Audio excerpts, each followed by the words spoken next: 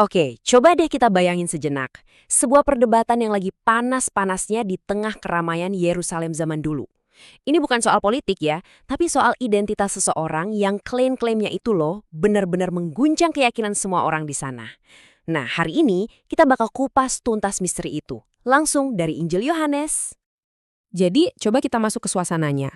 Di Yerusalem, di tengah-tengah keramaian, orang-orang pada ngumpul, bisik-bisik, dan bahkan secara terang-terangan berdebat. Mereka lagi ngebahas satu orang ini. Siapa sih sebenarnya Yesus itu? Wah, ketegangannya tuh udah kayak kita bisa rasain di udara. Nah, dengerin deh kebingungan di antara mereka.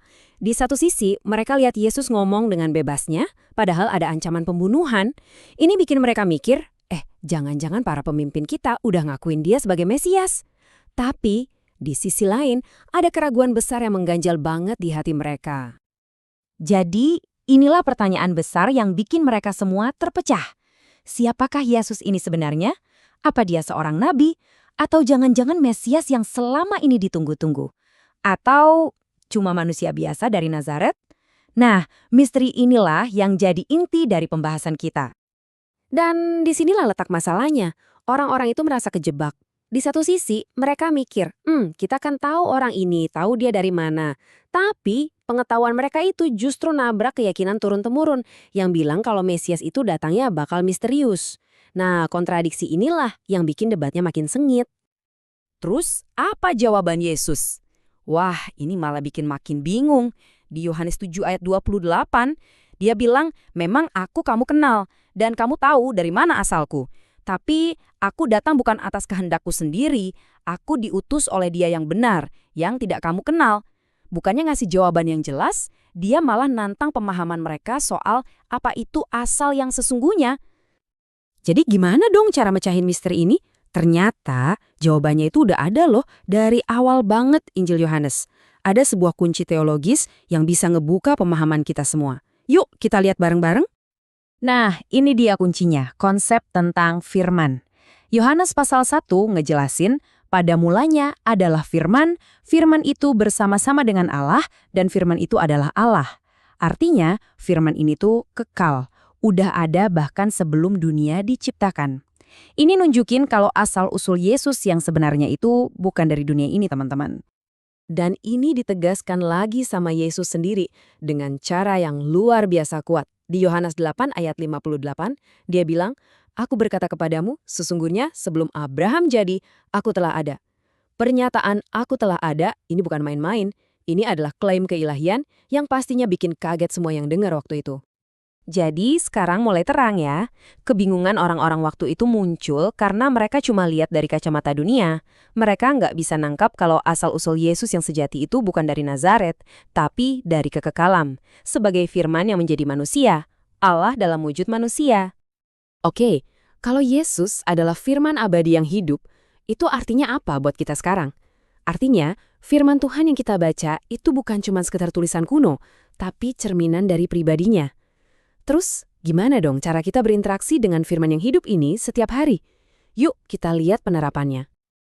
Ada ayat yang indah banget di Mazmur 119 yang bilang begini, "Firman-Mu itu pelita bagi kakiku dan terang bagi jalanku." Jadi, firman Tuhan itu bukan sekedar teks, tapi panduan yang hidup. Dia itu kayak lampu yang nerangin jalan kita pas lagi gelap-gelapnya. Nah, biar firman ini benar-benar hidup dalam diri kita, ada 4 langkah praktis yang bisa kita coba. Pertama, sambut firman itu dengan hati yang siap, yang terbuka. Kedua, pas baca atau dengar, coba deh konsentrasi penuh. Ketiga, direnungkan, kayak kita lagi ngunyah makanan, biar seharinya benar-benar keserap. Dan yang paling penting, keempat, terapin dalam hidup kita sehari-hari. Tentu aja, ngomongnya gampang, prakteknya itu loh.